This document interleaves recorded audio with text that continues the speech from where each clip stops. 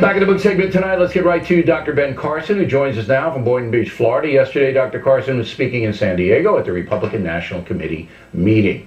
So, Doc, first you got Jeb Bush in. Now Mitt Romney looks like he'd get in, and that's lots of big competition if you decide to run for president. How do you see it?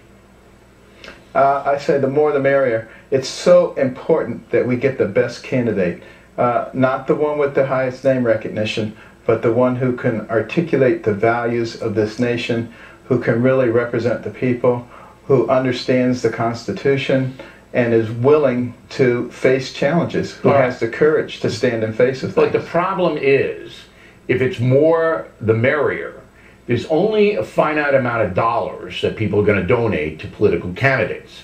So and that's why Jeb Bush got in first. All right, he wanted to stake his claim among the big donors, and then Mitt Romney said, uh-oh, if Bush starts vacuuming up all the money, then there's not going to be that much left for my campaign. So he had to get in. And right after that, Scott Walker got in, the governor of Wisconsin.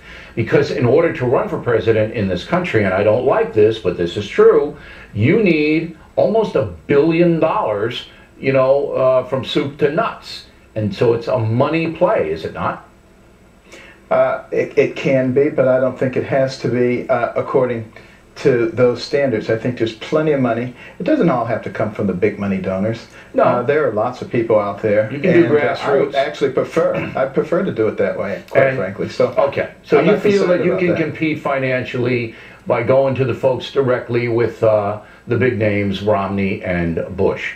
Now, what did you tell the GOP in San Diego?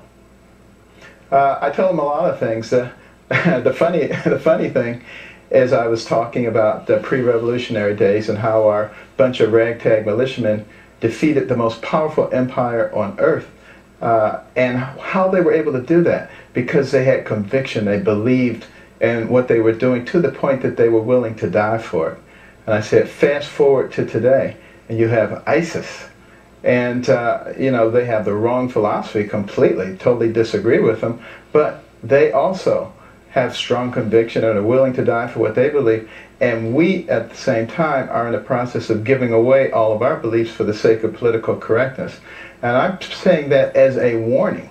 We have to change that. Not saying that as a comparison between our patriots and ISIS, which I said at the time. I said the liberal media will, of course, take that out of context. Well, yeah, don't worry about the liberal media. They're never going to give you a shot. But give me one core value that Americans had that they're giving away because of political correctness.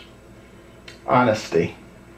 People are afraid to express what they actually believe because they're afraid that they're going to be ostracized or called a name.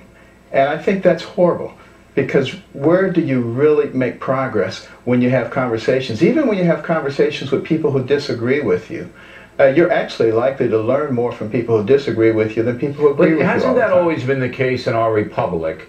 Because if you go back to John Adams, he tried to suppress the press because they were saying bad things about him. Every president in history has gotten, you know, whacked. If you're in the public arena and you say something and if somebody disagrees with it, from day one, they've attacked you personally. So why is it different now? Why do you think it's reached critical mass now? I think one of the things that has happened is people are, in many cases, distracted to the point that they're not paying close attention to what's going on.